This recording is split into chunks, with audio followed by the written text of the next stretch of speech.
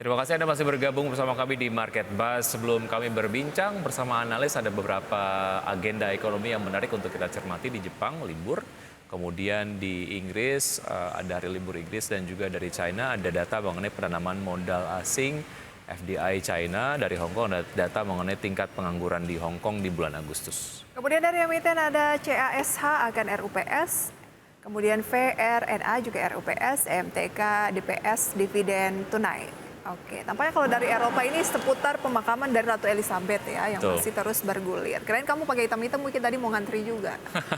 Karena David Beckham sendiri ngantri 19 jam untuk masuk ke area di mana masyarakat Inggris sendiri dapat memberikan penghormatan terakhir begitu ya, segitunya. Kemudian masyarakat menunjukkan kecintaannya terhadap ratunya yang sudah berpulang begitu. Tapi terkait dengan apa yang kemudian bisa dicermati selain juga pemakaman dari Ratu Elizabeth begitu yang dijadwalkan tanggal 19 September 2022 adalah ada hal lain yang nampaknya ini juga menjadi concern pelaku pasar terkait dengan FOMC meeting dan juga rapat Dewan Gubernur oleh Bank Indonesia akan menentukan apakah tingkat suku bunga acuan untuk kedua negara akan diputuskan naik atau tidak.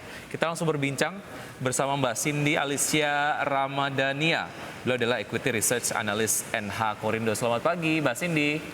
Halo, selamat pagi. Ya. Selamat pagi Mbak Cindy. Gimana nih memandang peluang dari FOMC meeting? Katanya masih ada peluang kenaikan 75 sampai 100 basis poin dan kira-kira kan akan diikuti oleh Bank Indonesia pada Rabu dan Kamis tampaknya meetingnya ya. Kemudian nanti akan diumumkan oleh BI apakah suku bunga di Indonesia akan tetap atau juga ada kenaikan.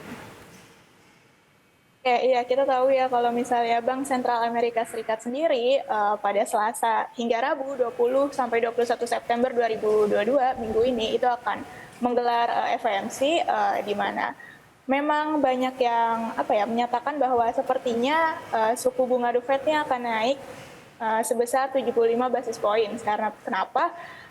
Ini terutama ditopang pasca rilisnya data inflasi Amerika Serikat yang memang ternyata masih di atas ekspektasi pelaku pasar, di mana kita tahu juga dari laporan ICP Agustus kemarin yang menunjukkan angka inflasinya itu masih lebih tinggi sebesar 8,3%.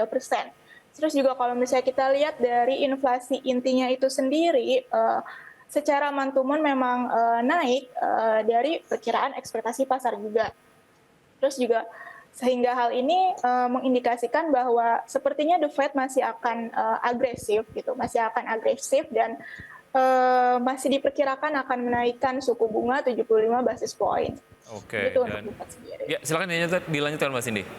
Ya, terus juga kalau misalnya kita tahu bahwa setelah The Fed dari dalam negeri sendiri, Bank Indonesia ini akan menggelar RDGBI ya, yang diperkirakan juga nih dari suku bunga Bank Indonesia ini mengekor kenaikan suku bunga The Fed, namun tidak seagresif The Fed atau sebesar 25 basis point karena ini melanjutkan pengetatan kebijakan moneter dari bulan sebelumnya. Oke, berarti menjadi 4% ya Iya, peluangnya untuk suku bunga atau BI 7 days reverse repo rate ya. iya. Oke, 25 basis point dijadikan peningkatan yang nampaknya paling friendly lah ya menurut Anda Mbak Cindy terkait dengan pengendalian inflasi, kemudian pertumbuhan ekonomi dan lain sebagainya untuk Indonesia sendiri konteksnya.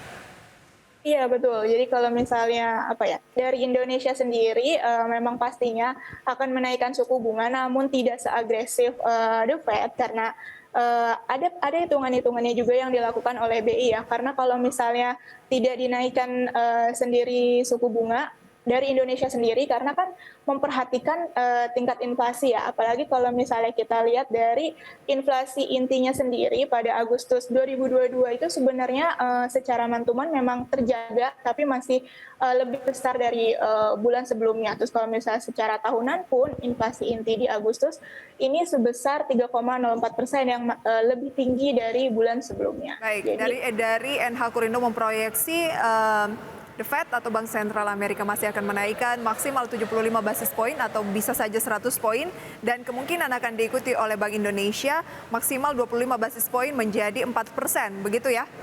Iya. Oke, tentunya ada komoditas yang akan terdampak nih dengan kenaikan suku bunga, misalnya emas gitu ya. Peluang dari emas akan seperti apa? Oke, kalau misalnya kita lihat ya harga emas memang terus tertekan itu seiringan dengan pergerakan indeks dolar yang menguat itu dipicu potensi kenaikan suku bunga The Fed. Terus juga kalau misalnya kita lihat nih dalam sebulan terakhir memang harga emas itu sudah turun 5,53%. Sebenarnya kalau misalnya kita tahu juga bahwa pergerakan emas sendiri memang tergolong sensitif akan kenaikan suku bunga acuan.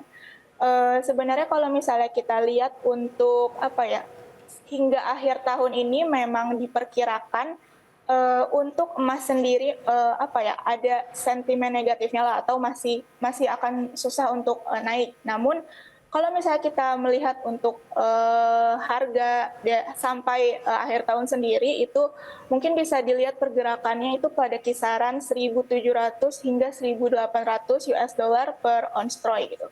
Terus juga sebenarnya kan kalau misalnya kita lihat dari investasi emasnya itu sendiri, sebenarnya dari permintaan emas fisiknya itu masih bisa dijadikan oleh investor mungkin safe haven ya. Terus juga kalau misalnya kita lihat juga dari si emasnya itu sendiri yang cadangan globalnya ini masih meningkat sebesar kurang lebih 37 ton itu di bulan Juli lalu. Ya, bisa dibilang dari emas sendiri memang bisa dibilang terkena sentimen dari agresifnya The Fed.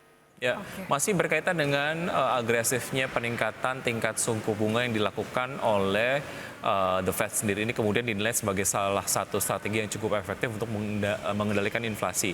Ketika ini kemudian sudah terkonfirmasi, nampaknya ini akan menjadi sebuah pola yang di copy paste begitu, diadaptasi oleh banyak negara begitu. Secara tren, nampaknya global juga akan cukup agresif lah menaikkan tingkat suku bunga di negaranya masing-masing. Implikasinya terhadap pasar modal Indonesia seperti apa? Kalau kita lihat dari trennya begitu, ketika ada peningkatan tingkat suku bunga di Amerika, to be exact, ini akan ada capital outflow. Tapi chance-nya atau implikasinya buat Indonesia sebagai negara berkembang, pasar modalnya seperti apa, Mbak Cindy? Oke, sebenarnya kalau misalnya kita lihat untuk domestik sendiri, untuk IHSG sendiri, dari Indonesianya itu masih ditopang oleh fundamental ekonomi yang masih dibilang cukup solid gitu. Kalau misalnya memang pekan ini memang ada sentimen terkait suku bunga The Fed, namun menurut saya masih bisa dilirik oleh investor asing kalau IHSG kita nih masih bisa masih cukup oke karena ditopang oleh fundamental ekonominya itu sendiri. Oke, dan juga mungkin pergerakan dari komoditas ya. Baik. Iya. Pekan lalu sempat menyentuh 7.377 all time high untuk IHSG di tengah kekhawatiran resesi, kenaikan suku bunga dan sebagainya. Peluang dari IHSG meskipun memang dalam sepekan terakhir turun 1% ya wajar karena kan sudah ke rekor gitu ya. Peluang ke depan seperti apa dan sektor mana yang masih layak dicermati?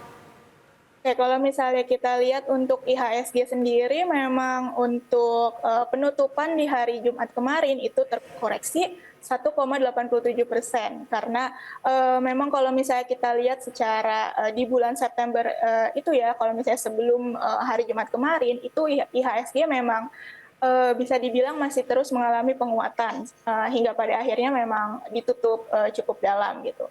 Kalau misalnya untuk hari ini sendiri atau pekan ini sendiri itu memang IHSG ada sentimen mengenai The Fed dan juga suku bunga Bank Indonesia gitu.